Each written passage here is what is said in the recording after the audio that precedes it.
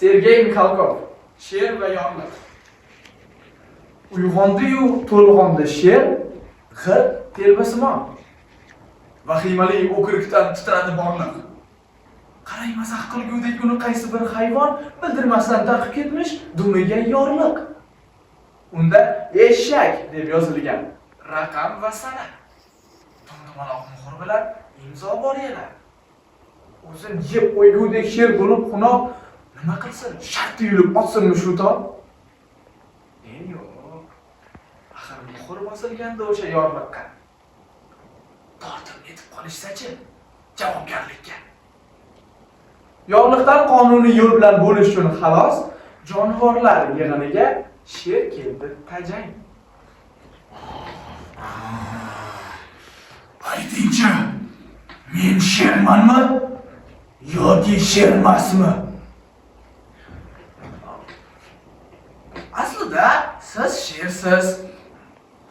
Lekin yorliqqa qarang, unda eshaksiz. Derchiya bori shaxta. Nega endi eshak bo'lay? Axir men sherman-ku. Kenguru, rostini aytgansan?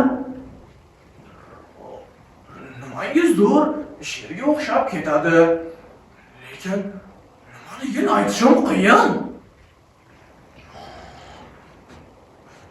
Eshak! Gapirsangchi turmay panada. Ko'rganmiding meni og'ilxonada? Hozir eshak emassiz. Lekin endi sher hammasiz.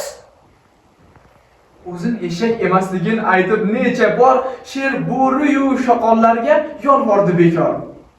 Jonivorlar achinganday bo'lar holiga, lekin biron hayvon shartda kelib uning yoniga dumidagi yorliqni yulib tashlashga jur'at etolmas. Shu zaylda kundan kun sher sho'rlikning sherligidan qolmadi uchqur. Biror hayvon turtib o'tsa kelmasdi g'ashi. Bir kuni nahorda, nahorda qudratli sher istiqomat qiluvchi g'orda nogoh eshitildi eshak hangrashi. Bu qissaning hissasini o'ylasak biroz, hatto sherdan kuchliroqdir ba'zi bir qog'oz.